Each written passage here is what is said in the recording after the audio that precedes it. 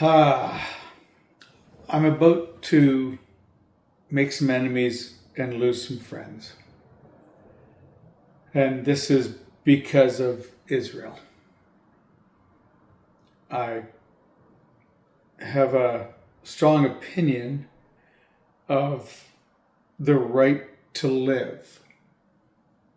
And that is the right for Jewish people to live freely. I have a family who lost a significant number of people fighting in the Second World War. I don't even know that they knew that part of their fight was on behalf of the Jewish people who were being summarily butchered by the Nazis. But the men who went over and fought and gave their lives fought for something. And that something was freedom. So push forward 80 years and think of what's happening now, what's happening in the Middle East. The Jewish state Israel was created by the group of victors from the Second World War, England, France, the United States, out of guilt, out of lots of different things. But it never stated that Israel would be a Jewish state. It was a place where the Jewish people who were no longer welcome in Europe or different places could go to create a country and be, live free, and which fantastic. Except for the people who were there before they decided they were going to make it Israel. And if you tell me that Israel exists and it should exist because it's the province of God, we have to figure out which God we're talking about. The Jews are the chosen people. Well, does that mean that I'm not chosen? And if I'm not chosen, what am I? And quite frankly, if you think that I'm not chosen, let's drop the gloves, because fuck you. If you think that you're Christian and you go along with the rapture, which is something that was created and imagined a number of centuries ago by somebody else, it's a false prophecy, the rapture. Just do your research, so that you think the Jews all have to convert to Christianity in this great flame of humanity, so that we can all go and meet the Maker, Jesus Christ.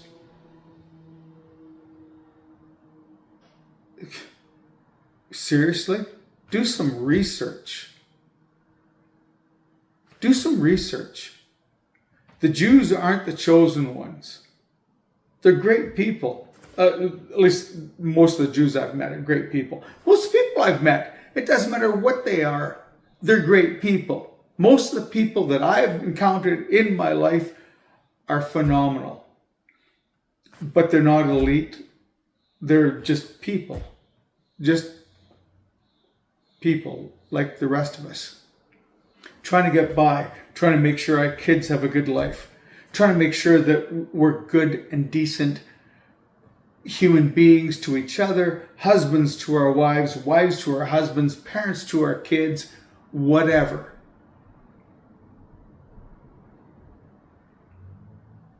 Bombing Iran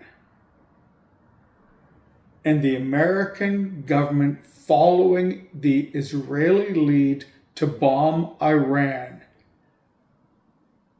has crossed the line. I don't know what was going on in that mountain bunker. I actually kind of do know now, watching the news, that whatever the Americans did didn't actually wipe the damn thing out anyway. They blew up a whole bunch of really high-end missiles, and they high-fived each other and said, how good are we? Clap, clap, clap. A whole bunch of morons in a room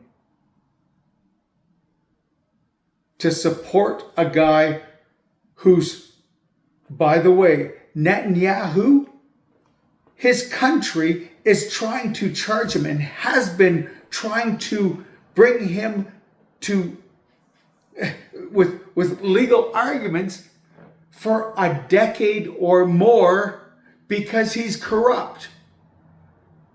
And corruption follows corruption. Trump bombed Iran to help Netanyahu, who is a criminal in his own country. And you guys, America, you guys followed along.